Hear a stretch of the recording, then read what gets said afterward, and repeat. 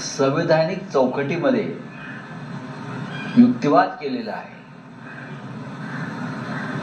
तो अत्यंत महत्त्वाचा आहे. उद्या कोणीही येईल सत्ताधारी आणि एखाद्या पक्षाचा लेजिस्लेटिव्ह गट म्हणजे विधिमंडळातला गट विकत घेईल आणि सत्तेत सामील करून घेईल. ह्याच्यामुळे देशातली लोकशाही संविधान याच्यापुढे फार मोठं आव्हान निर्माण झालं आहे. म्हणजे पक्ष विकत घेण्याची प्रक्रिया ज्या लोकशाहीत सुरू होते या प्रक्रियेवर त्यांनी बोट ठेवलं.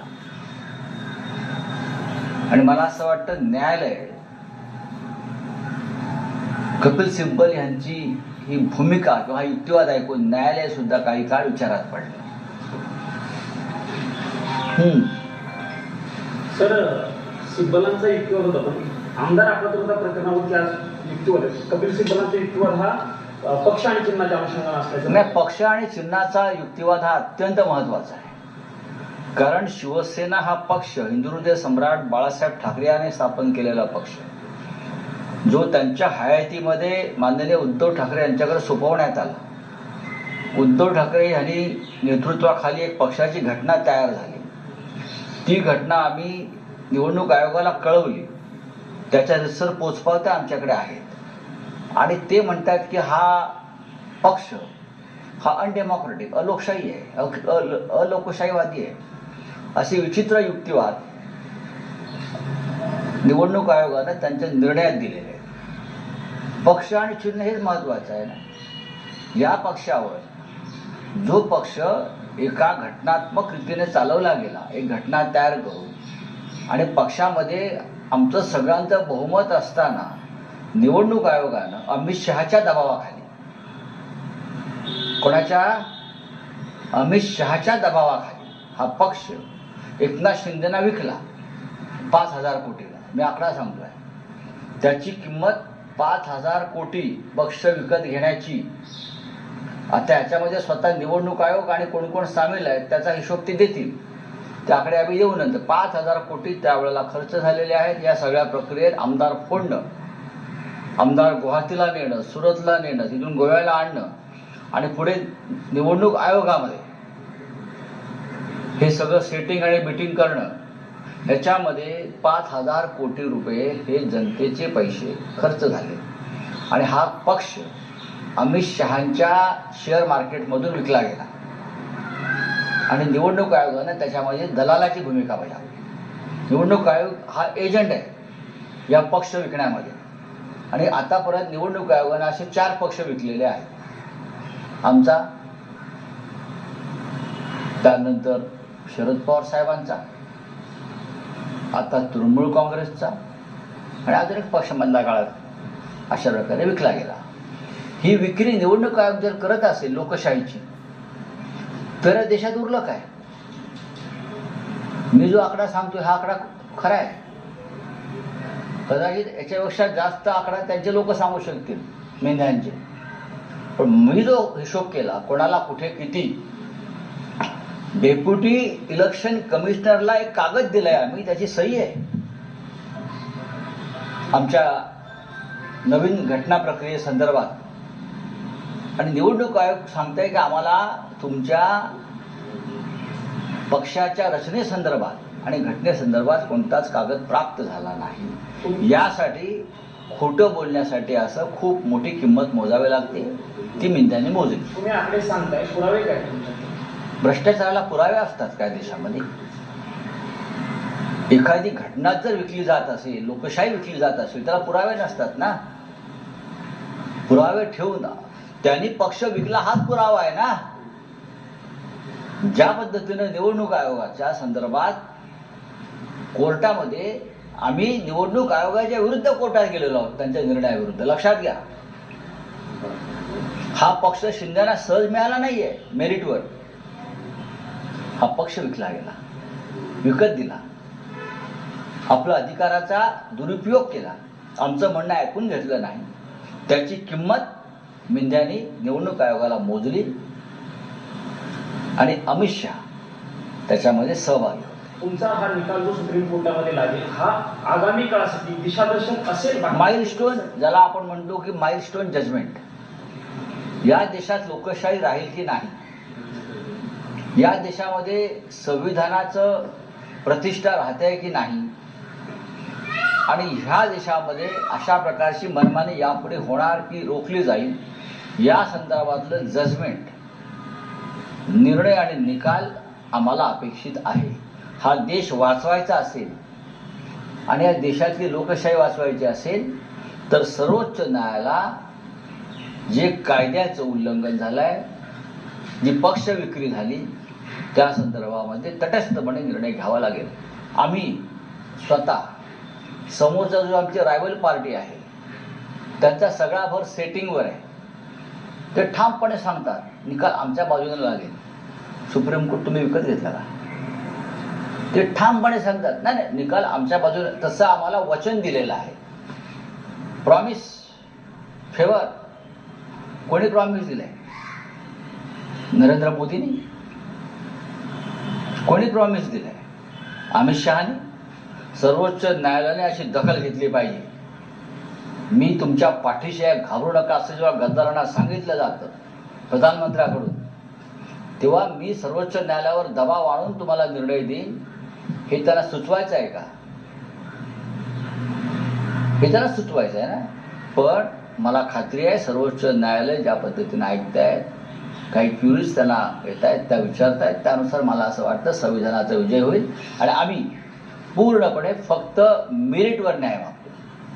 कायद्यानुसार न्याय द्या. आणि समोर रायव्हल ग्रुप जो आहे, त्याला आम्ही रायव्हल पार्टी म्हणतो, फुटीरगड, ते त्यांचा संपूर्ण भर हा सेटिंग, आम्ही सेट केलं, हा त्यांचा शब्द आहे अनेकांचा.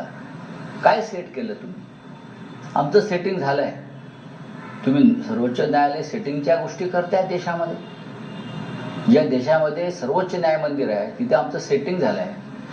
आणि आम्हाला जसं प्रॉमिस आहे, कोणाचं प्रॉमिस आहे त्याने जाहीर राहावं. नरेंद्र मोदींचं प्रॉमिस आहे की अमित शहाचं प्रॉमिस आहे? मग मी अमित शहाचं का असेल ते बघतो पार्लमेंटमध्येच. काल अमित शहा म्हणतात की मी तयार आहे चर्चेला. खोटं बोलतो तो माणूस. अहो, घाबरलेला माणूस आहे तो. पाय लटपटतायत बघा तुम्ही, त्याचे हात लटपटतायत. खेळ संपलाय त्याचा. भविष्यात ते रिशफलमध्ये मंत्रिमंडळाच्या ते मंत्रिमंडळात राहतील की नाही याची शंका मला वाटते. हे मी अत्यंत हे विधान धाडसी जरी असलं तरी खरं आहे. या देशामध्ये सध्या ज्या सगळ्या नकारात्मक गोष्टी घडतायत आणि त्याचं खापर नरेंद्र मोदींवर फुटलं जात आहे, त्याला जबाबदार स्वतः अमित शहा आहेत. हे मोदींना पटलेलं आहे. वाद आहे दोघांमध्ये, कळेल तुम्हाला लवकरच. हे मुळात अमित शहाना संसदेमध्ये येण्यापासून रोखले कोणी? आम्ही खासदार आहोत साधे, आम्ही संसदेत जातो, तुम्ही तर गृहमंत्री आहात. अमित शहाने या देशाचं तात्काळ उपपंतप्रधान व्हायचं आहे आणि मोदींनी त्याला नकार दिलाय. ही माझी बातमी आहे. मला उपपंतप्रधानपदी ताबडतोब नवीन रचनेमध्ये घोषित करा. मी तुमचा वारसदार म्हणून मला घोषित करा. आणि मोदींनी त्याला स्पष्ट नकार दिलेला आहे. हे जे मी सांगतोय हे 100% सत्य है. उनको डिप्टी प्राइम मिनिस्टर तुरंत होना है और मोदी ने उनको नकार दिया है. सर, ते काल जलजीवन मिशनची एक बैठक झाली. बाकी जे सांगितलं जातं की मोदी नंतर कोण, त्या व्यक्तींना देखील मुळात मोदी नंतर अमित शहा नक्कीच नाहीत. आणि मोदी किती काळ राहतील 29 पर्यंत याच्याविषयी देशाच्या मनात शंका आहेत. यापुढलं आंदोलन जे आहे JNC आणि देशभरामध्ये हे EVMच्या विरुद्ध असेल, लक्षात घ्या. त्यामुळं पक्षांतर्गत भाजपमध्ये काही वाद आहे असं वाटतं. पक्षांतर्गत ज्या गोष्टी आहेत त्या पक्षाच्या त्यांच्या आहेत, त्याच्यावरती मी बोलतो. मित्र राहिले आम्हाला माहिती आहे त्यांच्या पक्षात मुळात त्यांचा पक्षच नाही आहे. काँग्रेस, राष्ट्रवादी काँग्रेस, तृणमूल काँग्रेस असे अनेक पक्ष फोडून निर्माण झालेला ती एक कॉलनी वसाहत आहे सध्याची, ती केव्हा उद्ध्वस्त होईल. तुम्ही म्हणता पुढचं आंदोलन हे EVMच्या विरोधामध्ये असेल तर ते झिंझिनकडनं म्हणजे कॉक्रोच जनता पार्टी सारख्या संघटनांकडे असणार आहे की तुम्ही राजकीय पक्ष म्हणून तुम्ही त्याला मी राजकीय पक्ष म्हणून म्हणत नाही, पण या देशातल्या तरुणांनी असं ठरवलेलं आहे. ही माझ्यापर्यंत माहिती आलेली आहे. याच्यामध्ये कदाचित जेनजी सुद्धा उतरू शकेल. सर, एक प्रश्न आपल्या प्रकरणाला धरून आहे की तुमच्या प्रकरणाचा इतका महत्वाचा सगळे इश्यूज त्यामध्ये इन्व्हॉल्ड असताना सुद्धा राष्ट्रवादी काँग्रेस पक्षाचं प्रकरण ज्या आधी याचसोबत ऐकलं जाणार होतं ते आता ऐकलं का जात नाहीये? नाही, एक लक्षात घ्या, राष्ट्रवादी काँग्रेसचे जे प्रमुख वकील आहेत ते आमच्या सुनावणीच्या वेळेला उपस्थित असतात. अख्ख्या देशाचं लक्ष हे आमच्या सुनावणीकडे आणि त्यानंतरच्या निकालपत्राकडे आहे. आमचं आर्ग्युमेंट संपलं, कदाचित निकाल लागल्यावरती ताबडतोब राष्ट्रवादी काँग्रेस पुढे येईल, मग तृणमूल काँग्रेस आहे. पण अभिषेक मनोज सिंघवी येतात, त्यांचे इतर ज्युनियर्स उपस्थित असतात, ते नोटिंग करत असतात. चला, थँक्यू बापू. या निकालावर अवलंबून आहे म्हणजे इतर पक्षांचं या निकालावर देशाच्या लोकशाहीचं आणि संविधानाचं भवितव्य अवलंबून आहे. नुसतं पक्षांचं अस्तित्व नाही, देशाची लोकशाही राहील की नाही, या देशामध्ये पार्लमेंटरी लेजिस्लेटिव्ह बरं का डेमोक्रेसी राहील की नाही, या देशामधलं संविधान राहील की नाही, हे आमच्या निकालावर अवलंबून आहे. हे सर्वोच्च न्यायालयाच्या लक्षात आलेलं आहे. सर, ताडदेवमध्ये मांसाहार करणाऱ्याला घर मिळणारी अशी गायडन्स देण्यात आली आहे. मराठी माणसांनी त्याच्यामध्ये संताप व्यक्त केला. संताप व्यक्त करून काय होणार? फक्त संताप व्यक्त करणे संडाचं लक्षण असतं. बघू आता, हे लोडाबिडा असतील सगळे, दुसरं कोण असणार? अमित शाह ने बयान दिया कि वो चर्चा के लिए तैयार है, विपक्ष जो है भाई कोई चर्चा से नहीं भाग रहा है. अमित शाह की भागम भाग चल रही है. जो अमित शाह तक सीना तान कर आते थे, ऐसा ऐसा ऐसा ऐसा है, आना चाहिए ना. आप तो मेंबर है ना पार्लियामेंट के, आप गृह मंत्री हैं, आपको किसने रोका अंदर आने से? आप थोड़े चर्चा के लिए अंदर आने वाले हैं. आकर बैठो तो सही, आकर तो देखो भाई, मजा आता है बहुत, आइए थोड़ा मजा तो low.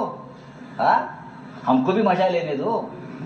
Sir, no Marathi, no auto, no taxi, ये नया कानून महाराष्ट्र में 15 अगस्त से लागू हो रहा है, उसको क्या एक मराठी समझना चाहिए. किसी भी राज्य में आप जाते हो, चाहे पंजाब हो, गुजरात हो, कर्नाटक हो, बिहार हो, हरियाणा हो, हाँ, जो लोग इस प्रकार का व्यवसाय करते हैं, अपने ग्राहकों से उनका संवाद होना चाहिए ना, तो वहाँ की लोकल भाषा सीखनी चाहिए. पूरे देश की बात है, एक राज्य की बात नहीं. ये दिल्ली में अगर हमको यहाँ हिंदी नहीं आएगी तो आप कैसे उनसे डायलॉग करेंगे? ग्राहक मुझे बताइए. हम लोग दिल्ली में आकर हिंदी में क्यों बात करते हैं, या पार्लियामेंट में हिंदी में क्यों बात? देश सुनता है हिंदी भाषा. तो महाराष्ट्र में अगर मराठी आती है आपको, तो आप ज़्यादा अच्छा तरीके से अपना व्यवसाय कर सकते हैं ना. हमने आपको तो बोला नहीं ना यहाँ से निकलिए, भाषा सीखो, ये जरूरी है. जस्टिस जो यशवंत वर्मा ने यहाँ पर हाँ. लगी थी, 3 जो आरोप हम पे लगे थे वो सच सिद्ध हो गए हैं, ये 3 आरोप. हाँ, तो अच्छी बात है. SIT ने जो उनकी इंक्वायरी की है वो ठीक तरह से की है, लेकिन ऐसे बहुत से यशवंत वर्मा आज भी जुडिशरी में है.